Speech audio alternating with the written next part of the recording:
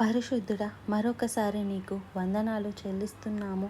నీ కృపలో నాయన మమ్మును గడిచిన కాలమంతా కాపాడి మరో నూతన దినమును మాకు ఇచ్చినందుకు వందనములు. నిన్ను మహిమపరిచేవారిగా, నీ కొరకు జీవించేవారిగా, నీ చిత్తం ఎరిగి, నీ ప్రణాళికలు ఎరిగి బ్రతుకుటకు మా ఒక్కొక్కరికి సహాయము చేయమని క్రీస్తు నామంలో అడుగుచున్నాము తండ్రి. ఆమెన్. క్రమం తప్పకుండా మీరు వీక్షిస్తే తప్పకుండా దినదినము మనం దేవుని వాక్యంలో బలపడుతున్నప్పుడు స్థిరపడతాం, ఫలిస్తాం, దేవుని మనసును ఎరుగగలుగుతాం, దేవుని స్వారూప్యంలోనికి మలచగలుగుతాం. ఇలా ఒక రెగ్యులర్గా ఒక టైమింగ్గా మీల్స్ భోజనం చేసేవాడు ఆరోగ్యంగా ఎలా ఉంటాడో అలాగే దేవుని వాక్యాన్ని క్రమబద్ధంగా పఠించి ధ్యానించి ప్రార్థించేవారు ఆధ్యాత్మికంగా వర్ధిల్లుతారు. మరి ఎంతమంది మీరు ఆధ్యాత్మికంగా వర్ధిల్లుతున్నారో నాకు తెలియదు, కానీ మన స్థితిని మనం గ్రహించుకొనడానికి మన కొరకు దేవుడు కలిగించిన దేవుని వాక్యాన్ని ధ్యానించటం, పఠించటం, అన్వేషించటం చాలా అవసరమైనది.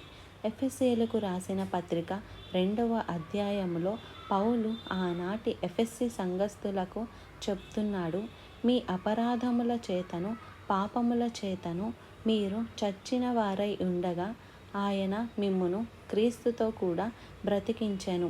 మనం ప్రభువుని ఎరగనప్పుడు మనం పాపాల్లో పడి ఉన్నాం. ఆ పాపం యొక్క పరివ్యసనాలు మనకు తెలియదు.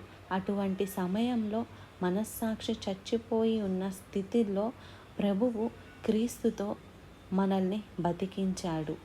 మీరు వాటిని చేయుచు వాయుమండల సంబంధమైన అధిపతిని అనగా అవిధేయులైన వారు ఎప్పుడు ప్రేరేపించు శక్తికి అధిపతిని అనుసరించి ప్రపంచ ధర్మము చొప్పున మునుపు నడుచుకొంటిమి. మునుపు అందరిలాగానే మునుపు మీరు కూడా ఈ ప్రపంచ ధర్మము చొప్పున ఈ లోక పద్ధతి ప్రకారంగా నడుచుకుందాం, లోకానుసారంగా నడుచుకుందాం. లోక విషయములోనే మనసు పెట్టాం కదా. వారితో కలిసి మనందరము శరీరము యొక్కయు మనసు యొక్కయు కోరికలను నెరవేర్చుకొనుచు మన శరీర ఆశలను అనుసరించుచు మునుపు ప్రవర్తించుచు ఉన్నాము.